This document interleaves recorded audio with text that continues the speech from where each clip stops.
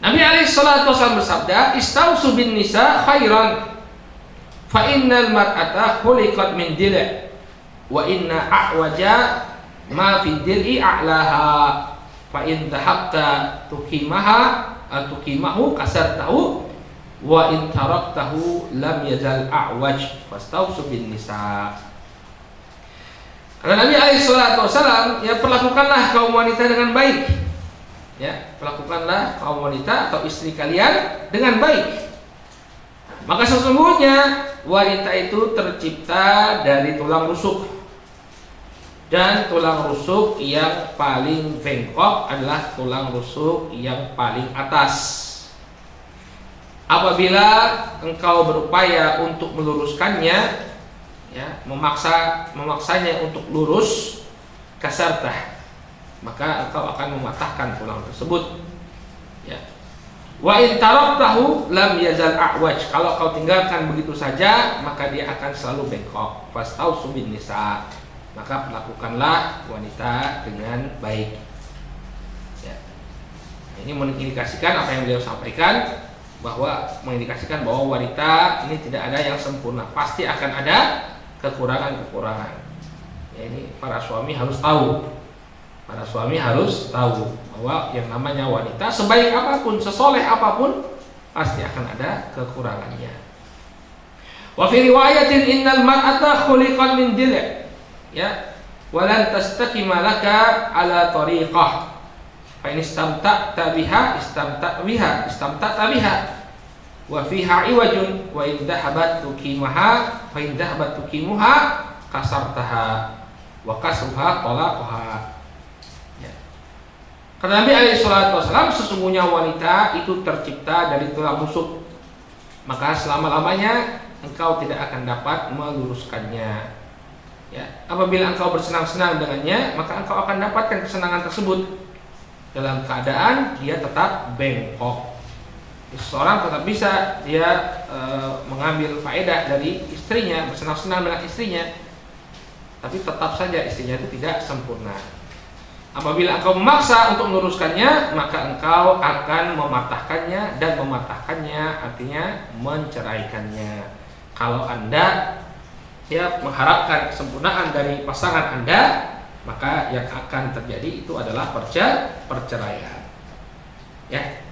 Jadi ingat para suami, ya, istri Anda tidak akan sempurna, pasti akan ada kekurangan. Demikian juga seorang istri harus sadar, ya, suaminya juga bukan figur yang sempurna, pasti ada kekurangan-kekurangan yang ada pada dirinya.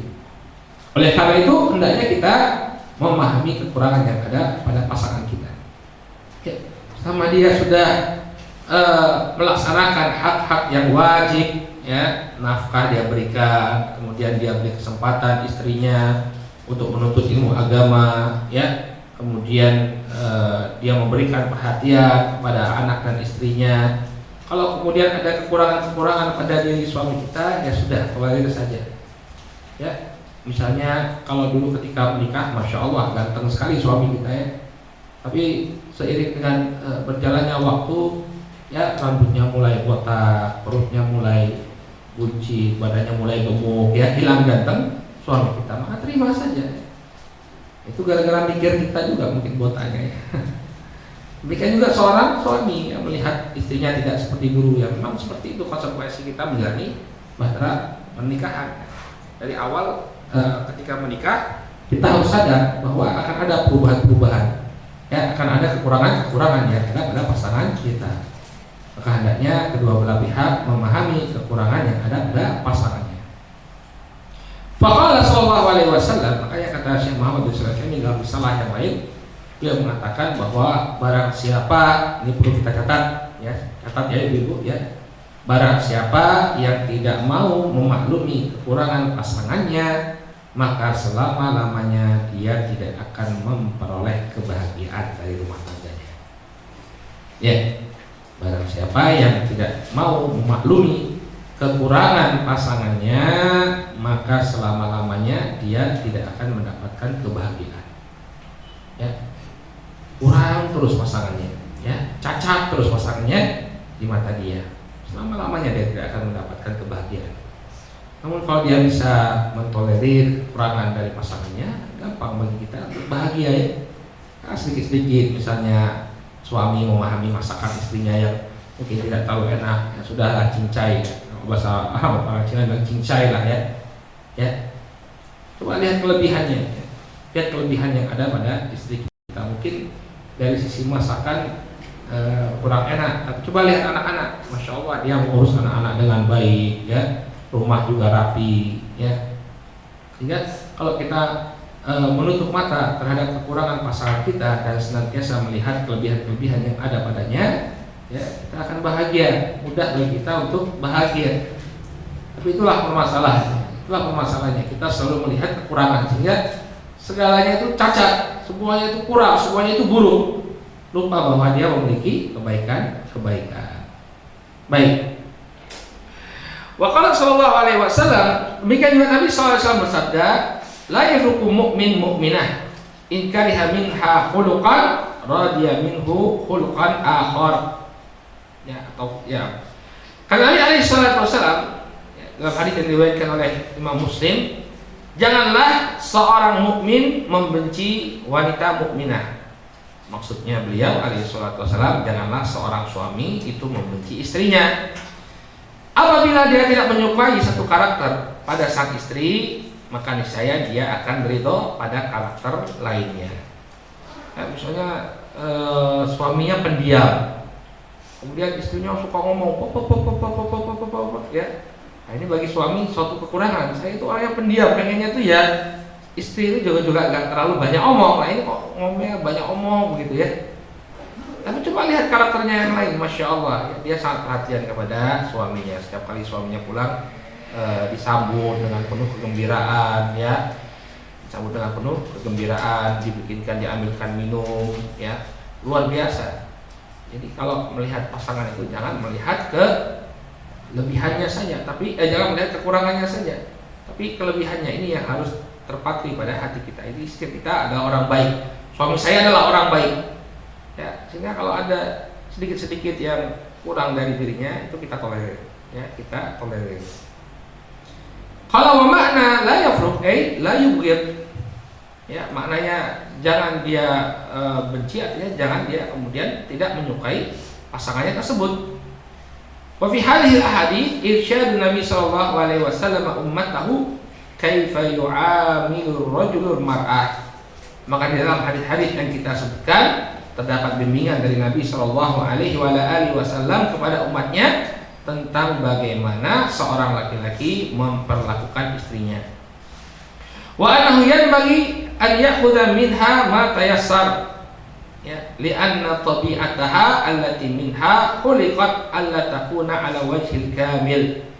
Bahwa hendaknya seorang suami memperlakukan istrinya tersebut, ya, dengan lapang dada, ya, karena sesungguhnya tabiat atau karakter seorang istri memang mereka diciptakan, ya, dalam bentuk yang tidak sempurna. Bala budda fiha min iwaj, bahkan akan senantiasa ada kebengkokan pada diri wanita. Wala yumkinu an yastamti'a biha ar-rajulu illa ala tabi'ati allati khuliqat 'alaiha. Dan tidak akan mungkin seorang suami itu bisa bersenang-senang dengan istrinya, ya, tanpa mengenyampingkan karakternya yang penuh dengan kekurangan, ya.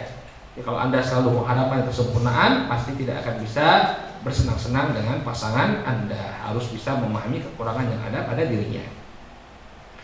Wa fi hadhihi al-ahadits annahu yanbaghi lil insan an yuqarina bainal mahasin wal masawi fil mar'ah.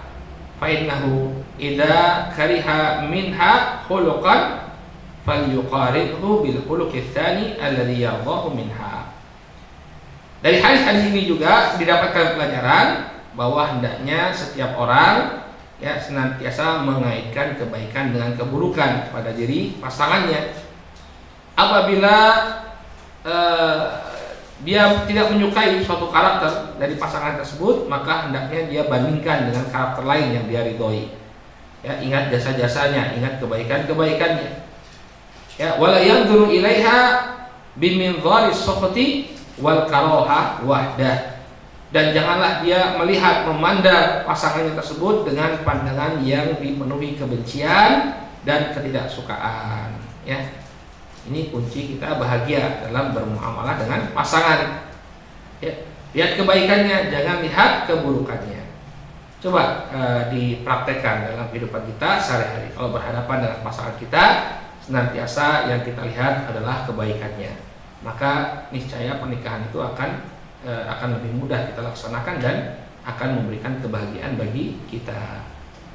Ya. Kemudian beliau mengkritisi sebagian pasangan suami istri yang mereka menuntut kesempurnaan dari pasangannya.